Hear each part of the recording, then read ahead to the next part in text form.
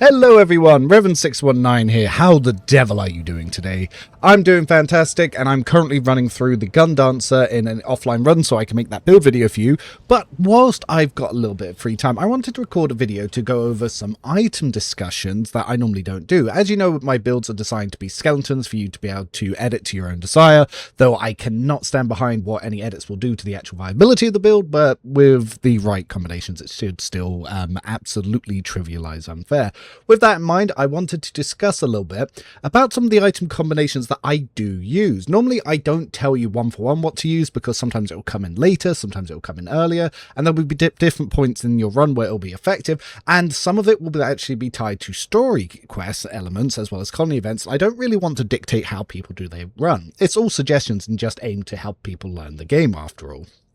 With that in mind, I wanted to discuss some of those combinations that I like, as I just said, and so I'm going to go through some of my characters for my last main run, which I actually did on a Soldier Arc Militant Commissar, and just talk about a little bit some of those combinations. Now, as you might know, for most endgame in Act 4, I do like the Hive World Origin Voidsman armor because it adds 15 perception, which is very good to soldiers, and it's also good for just getting some dodge reduction, and it makes yourself a little bit less buff reliant. There are other ways that you can use combinations with that on some of the other classes, but it is just something that is quite nice to come into, especially when you use stuff like the sharpshooter boots for single shot builds. So when I was actually using the cryo pistol, it was a good way to actually get a lot of extra armor pen, though 35 coming in on top of that 45 meant that a lot of that excess armor pen was wasted. It wasn't doing much, but you will have items like the quick firing las pistol, which will pair very nicely with the pair holster because it will give you a 1 AP burst. That will actually trigger your offhand attack to become free for 0 AP, so then you can use it with a much higher damaging one. If you use any burst pistol that is rate of fire 4 or less, you can then use it with stuff like the Temperis Carapace Elite Backpack to actually get more rate of fire that will scale with your ballistic skill. So as you get more buffs, it will go up. So that will then obviously build up with something like the dog tags. You can use stuff like gloves of rapid desolation or even the compensator gloves to further increase that even higher. So there's some good combinations coming in there. I'm going to go through in order of the companions that I've got equipped at the moment to talk a little bit about them. So next up, I've got Ulfar here. So yes, the order is going to be a bit weird because it's just based on what's up at the top here. So Ulfar, when you pick him up, he can now in Act 3 get the Red Wolf Skull, which is probably a great item for him because of the extra armor. So I always go straight for that. And the reason I like to stack armor on Ulfar is for the Hellbrute Horn trophy. What this little baby does is the Relentless Rage ability can turn his armored and deflection into excess damage. Now, what is very good about this is it will increase his melee and his critical damage and his melee damage specifically. So there are ways that you can do that. So over on Cassia, she can increase his deflection with the Black Signet Ring because of the Inquisitor's Tenant, which will turn her perception into not only temporary wounds but armor and deflection. You can then also combine stuff like Commander's Notes and the Cloak and Field Emitter to make her combat tactics frontline incredibly powerful. You can actually give it a 7 times boost. So with all those buffs with Ulfar in it, when you then activate the Hellbrute Horn trophy, you will see exceptional damage increases coming to him. Negatives that you can get on stuff like the Infuriating Incarnate will be much less. Now, some of these items will be Act 4, some of them will be Act 5, so these aren't all strategies that you'll have to use at all times. I also like to use Secrets of the Forerunner, which you get in Act 2 on Ulfar, just because of how high his stats are, because it will just give him some nice buffs here and there, because he's one of the few characters that really do it. Even stuff like his Grin of the Iron Wolf has a hidden ability where it does extra direct damage when you hit enemies with it, so it's something really powerful. And I don't recommend his Burden of Servitude bolter because it's currently bugged and it only applies to single shots, not burst ones. So if we quickly searching for Burden of Servitude. Yeah, so it applies to single shot damage, not pistol shot. That was because this used to be bugged and counted as a rifle, so that's why that doesn't work. But another hilarious one is Typhoon Bolter, which is when he uses rapid fire, it gives you plus 17 to his rate of fire, so it'll do a 20 round burst. Hilarious to get a lot of damage out. But the main thing you're going to want to be doing is using ranged kills to get free kicks, so you can start building up versatility by mixing and matching ranged kills and melee kills, so you will get a lot out of him. Over on Cassia, one of the things that I like to set up for her her is the Sororitas boots. Now, the Sororitas boots you get very early in Footfall in Act 2. If you stack up 5 trash mobs, and then you use something like the Red Crystal Staff, or one of her earlier versions where you have Devastating on it, you can make 2 Lidless Stairs. And if you, like I said, kill 5 trash mobs, yeah, you'll absolutely get Finest Hour straight away. So you can start doing 1-turn Finest Hour combos right from the get-go. She can use stuff like Grimoire of the Void early on to increase her warp damage, though at the moment it's over on Ider, because this ring will come in at the end of Act 2 and you'll get the Commander's Notes in Act 3. Medal of Alacrity will be very good with Grand Strategist on her, and you get that in Act 1, and it will just really help get her set up. Items like Slick Body Glove will give her perception to dodge, so as you can see her dodge is 160 because Slick Body Glove gives another 20% then based off her perception. And another item in Act 2 is the Commander's Monocle. But the thing that I will point out that is most important is make sure you have an infusing staff, so when you use her buffs on allies it will give them extra stats. It actually makes her incredibly potent, and like I said, Cloak and Field Emitter in combination with Commander's Notes, exceptionally good. Over on Pascal, now the self-calibrating helmet and self-calibrating goggles are actually the meta items for Bounty Hunter, because if you do 2 single target shots, you actually refund one of them and you get a 3rd attack. Now there is a slight bug for Bounty Hunter Pascal with the new Plasma Talons, which basically if you claim the bounty and reload, you can claim the bounty again, so you'll actually be able to use it twice, and because of the self-calibrating helmet it will actually refund an attack action, so then you'll be able to make a normal attack on top of these, so you can essentially get up to 4 attacks straight away. I don't know if the devs will patch that, but yeah, it's some interesting work with it. Again, him, I like to use the Sharpshooter's gloves, Sharpshooter's boots, sorry, because it gives him up to 80% arm pen. Yes, a lot of that is going to be wasted, but when you have items like the Ragefire Plasma Gun, that once you have 2 overheating cells, that extra 30% bonus damage that it'll do directly will actually also increase by degraded defense. So it's actually his strongest possible plasma rifle, but it is an Act 4 weapon. Stuff that you get in Act 3, like the long range aims lens, will actually give you a bit more range on it, because some of these are only like 8 to 10, and yeah, you're boosting it up to 12 with this. That is quite useful. I like the U-tuning combi tool, but because his area attacks don't use exploits, you can also use stuff like the anything that increases his area damage, but I do prefer it to be more like that. And because a lot of his perception does play into his abilities, you want to have 100 perception to ignore enemies' deflection, which comes from some of his operative talents. So that's kind of why I pump it with the Hive World Voidsman armor for him for late game. And for some reason in 1.5, Von Valancia's cloak can be used by anyone, and because Pascal doesn't really have any useful backpack items for him, I actually give him that, and it will help also boost with his synaptic coagulator that you get in Act 4. So you have some really high stats coming in on him. Heimrix in this time round is not my Executioner build, though Executioner is his strongest possible build. This is his Overseer build, which I made as a tank buffer. You do get some good items like Maragon Shield that can just reduce damage quite a lot, but the best items you're going to use is the Warp Size Brooch, which turns his psi rating into number of attack actions the first turn, Spirit Drape, which will make his psycho powers basically be 0 AP for turn 1, and stuff like the Vortex Pendant, which will increase his willpower as he does buffs. If you use stuff like Steel Mind, you can get his resolve really high because it turns your willpower into that. Early on, before you say have access to all of this, you will want to use Tames of Domination to boost that up, and then Sanctified Staff will turn Resolve into damage. So if you have a Master Tactician in the party, giving him Linchpin is incredibly powerful. You can also use items like Eyes of Joyce to actually increase his psi rating more, and you can use Psychic Breastplate. Another one that you could also give him here is the Grimoires of the Void, because having Psychic Phenomenon will actually pump up his psi rating. So yeah, having Psychic Phenomenon proc will increase his psi rating. So that's kind of the scary like sound stuff that you get. And having Heretic 2 on your Rogue Trader will also increase the chance of that. And then having Boots of Decay will rapidly lower enemies' armor because of using all these powers.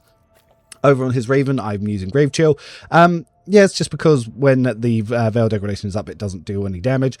But there are some other combinations you can use for it. But I've found I'm not using him so much to damage with the pet.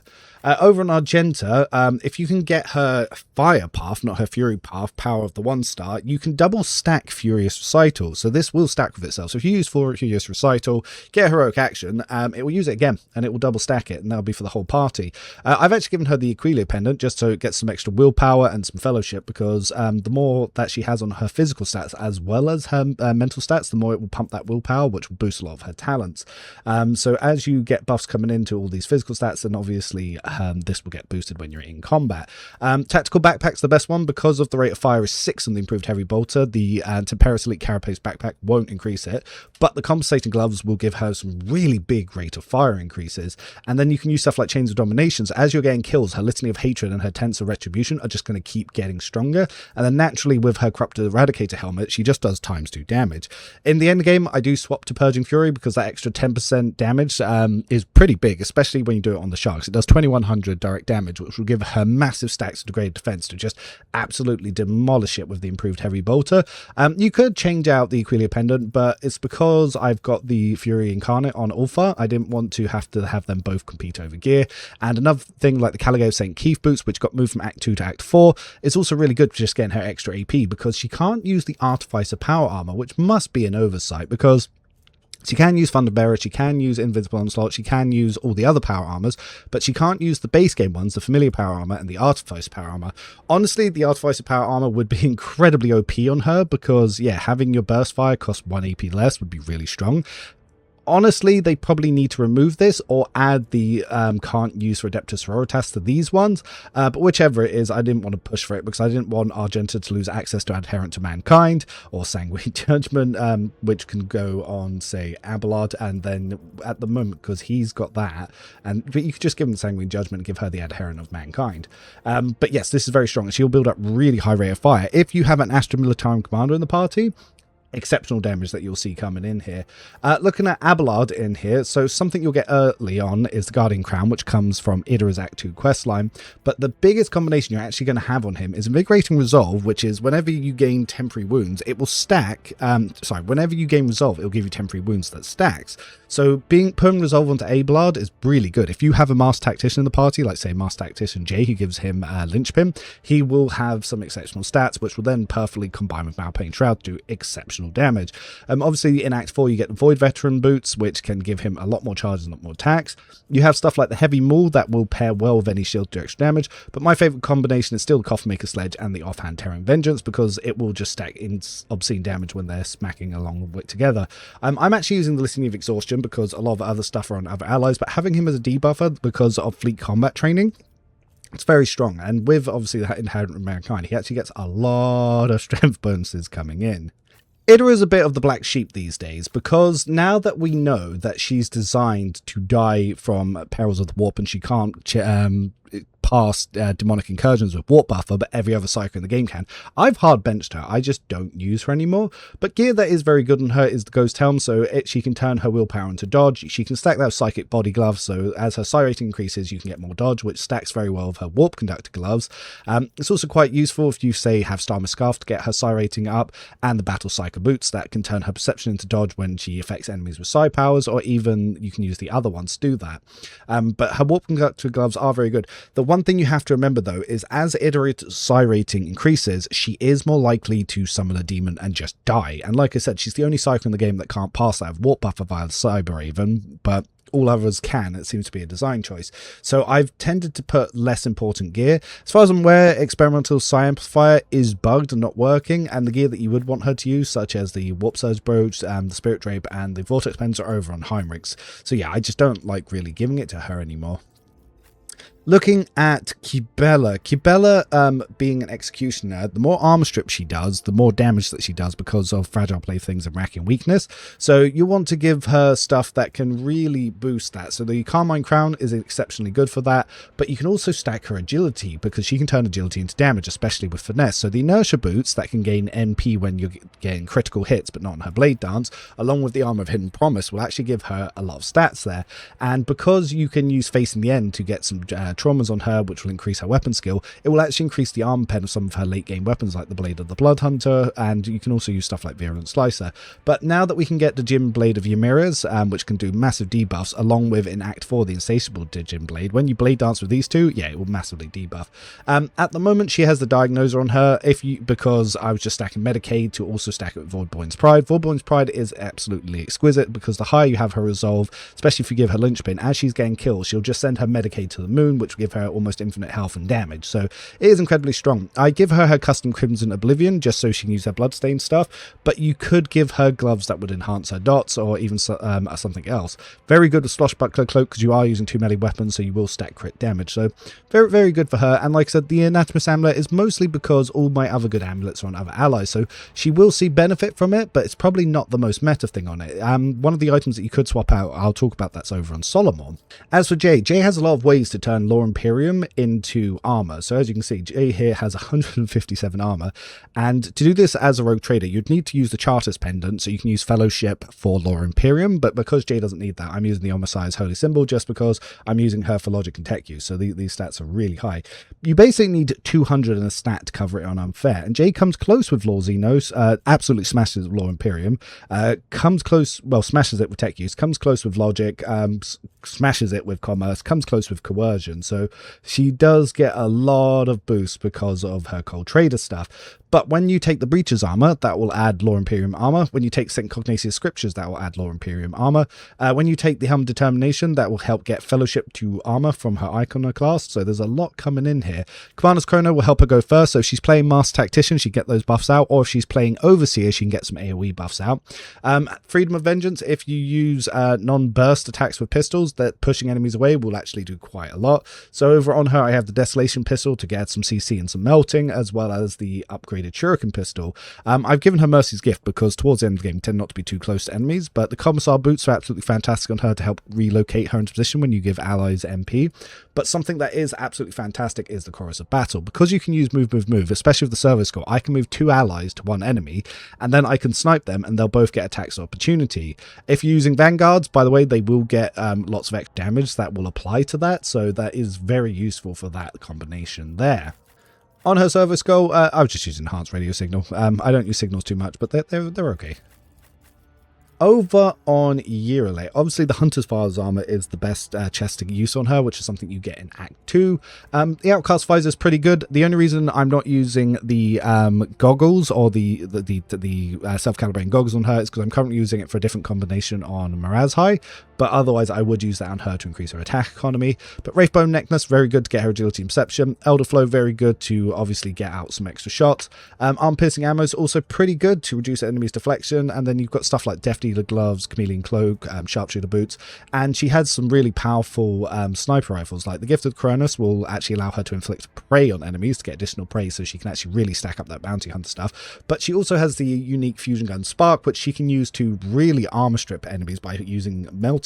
So adding 3 stacks of melting per shot will decrease enemies' deflection by 3 and their arm by 30% every time you do it. Yeah, you can absolutely devastate bosses by just having her open up on them, so she's very useful to the party that way. And like I said, I like to run her as a bounty hunter. Over on Morazzai, one of the strongest companions in the game that everyone thought was weak, so they didn't know how to build him. But basically, if you give him malign influence, every time that you cause willpower checks, enemies will just die and it will get boosted by assassin lethality. So items like self-calibrating goggles, mixed with slicing symbols, so you can use your slashes from shearing strikes, which is now fixed to get extra MP, along with stuff like Swiftshard Cloak, which you can combine with Riposte Gauntlets to force openings to open even on extra turns. When you then use Notes and Weakness, it will turn lethality into really high damage, so you'll just start exploding the map. Armors like Witch's Last Cry will actually give him a lot of early game buffs to get his lethality up quite high, especially his agility, and there are lots of items that you can use to really stack some of his damage up. Early on in the game, I showed combinations that you can use some of the unique Drakari weapons to turn bleed into dodge, so do check that out, but that is going to be based on the Bloodseeker's Clave. So when you're using the early bleed daggers, especially with shearing strikes, you can then follow up with Bloodseeker's Clave to turn that into dodge. So you can then also use his unique gauntlets, which can basically give him armor. So let's see, can we search for it like that? Yes, we can. Undying Rage. So each melee attack performed by the wearer increases that arm by 9%. So if you use that with Shearing Strikes, you'll basically get 18% armor for every enemy that you target with Shearing Strikes. So it's really powerful to build up like his agility with Iron Cape. So that's something to keep in mind. I like to give him some counter-attack boots, but you can give him other boots. Over on Solomon, using stuff like Steel Guidance, give him extra coercion, will actually build up a lot of his abilities, but the main item combination I'm using here is the Vial of Fausto with the Navy Breacher boots. So the wearer's area attack damage at least 2 enemies within 2 cell radius from the wearer for the first time in the round. The wearer gains 2 AP, and this attack does not count towards their attack limit. The wearer then becomes immobilized till the start of the next turn. However, Vial of Fausto means you can't be slowed, and if the wearer has Dogmatic Votary, which he does, you get 2 resolve for each rank in Dogmatic and cannot be immobilized. So because of this, you can combine them to get extra AP in attacks, and you don't get stuck. You can then use stuff like Elastic Gloves to stack that even higher. Because he is an Overseer, having stuff like Portable Motive Force Storage is actually really useful for him, especially considering he has the bad upgrade to Firearm Mastery, so you tend not to want to use it. So using Glato more is definitely usable. Demolition Instructions, very good for getting up his damage there, and combining Double-Barreled Shotgun with the Gunnery Shield, absolutely fantastic. The reason I give him the Voidsman Armor is also so enemies dodge less, but it's also very good with stuff like Cloak of Hatred to really build up his damage. And that's going to cover most of them. I also have Chorda in here. Chorda's not too bad. She's basically a better area attacker and the only decent person to use Inferno Pistols. Though her late game Inferno Pistols you do get very, very late. So, yeah, her upgrade to obviously her Melting Pistol. So this Inferno Pistol you can get in Act 4 if you kill her, or if you recruit her in basically Act 5 when you recruit her, or if you kill her in Act 4. But if we quickly go into the pistol, I have completely forgotten the name, but you find it in Ulfar's quest, so it does unfortunately come in really, really late, but that's the Virtuous Vindication. This one's also very good because it adds melting effect as well, so yeah, it does quite a lot. So on here, target must perform a toughness resistant test with a +10 bonus. If they fail, they suffer burn in 24 and melting. Additionally, they are stunned for 1 turn, and melting is very strong, and she uses willpower instead of fellowship for all of her skills. So yeah, she's actually pretty high up on her skills here. You're going to want to build her a little bit into demolitions as well to use Demolition Engineer, but she's a really strong Master Tactician, so you'll actually get a lot of mileage from Onslaught Amulet, and as well as her having very high ranks in Dogmatic, so you can actually use her with stuff like Blessed Lamp of Petrarca as well, and Vehicle Revolver, but I find the best way to combine her was with Bone Shatterer and Virtuous Vindication because she's a priest and she has unique area attack enhancements. Yeah, these just work very well, especially stuff like Jeweler's Uniform and Peripheral Visor. Very, very, very strong ally, and because of all of Act 4 is well, sorry, all of Act 5 is Xenos enemies. Giving her Book of War Prayers, yeah, also very good because it will allow her to do 20% more damage. So yeah, pretty damn strong. But yeah, those are some of the meta combinations I like to use. But if you have any questions, do let me know. Do come on Discord or do comment below.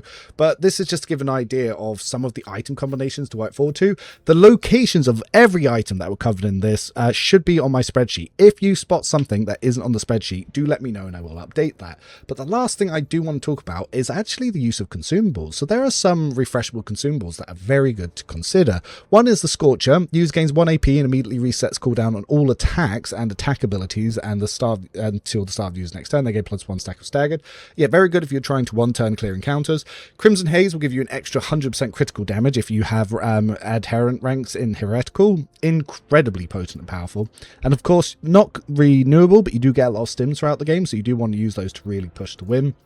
If any ranged companion that takes Grenader, you do want Iron-Eye Grenades to basically half enemy's armor, and that will exceptionally increase your damage. And stuff like, whilst you only get 6 in the game, Flash is incredibly good for Pascal because it allows him to use his Machine Spirit Communion for 0 AP. So if there's a big group of enemies, you can get exploits out to really big enemies. So then if you want to use his Tactical Knowledge, that's going to be really good.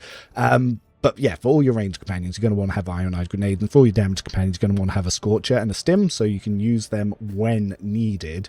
And for any, like I said, ranged, you're going to want stuff like Iron-Eyed Grenades or even Tears of Repentance just to really lower enemy stats. But that's all I've got for today. Bit of a longer video, and a bit lacking on the gameplay, but if you want to see any of this in action, you will see it in all of my companion build videos, and you will also see these combinations in all of my live streams. So I'll see you next time, and hopefully we're going to have more Dark Heresy news as we're only 6 days away from the start of the alpha.